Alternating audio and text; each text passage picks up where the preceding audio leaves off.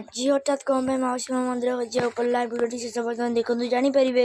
Hello hi ନମସ୍କାର, ମୋ ନାଁ ହେଲା ରାଜେଶ। ଆପଣମାନଙ୍କୁ ଆଉ ଗୋଟେ ନୂଆ ବ୍ଲଗରେ ସ୍ୱାଗତ ଜଣାଉଛି। ଆଜି ଥିଲା ଆମ ଗାଁରେ ରଥଯାତ୍ରା, ସେଥିପାଇଁ ମୁଁ ପଳେଇ ଯାଇଥିଲି ମାଉସୀ ମା ମନ୍ଦିର। ମାଉସୀ ମା ମନ୍ଦିର ଭିତରକୁ ଗଲା ବେଳୁ ଠାକୁରଙ୍କର ସିଂହାସନ ଟୋଟାଲି ମସ୍ତ ଭାବରେ ସଜାଇଲେ। ଠାକୁର ଆସି ଏଇଠି ବସିବେ।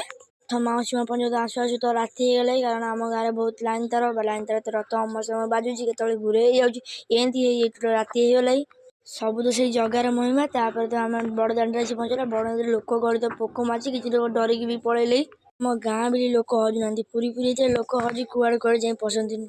ଫାଷ୍ଟ ଗରୁଡ଼ ସ୍ତମ୍ଭକୁ ଝୁଲାଇ ରଥରୁ ଓହ୍ଲାଇ ଦେଇ ତାଙ୍କୁ ଝୁଲାଇ ନେଇ ଗଲେ ମାଉସୀ ମା ମନ୍ଦିର ଭିତରକୁ।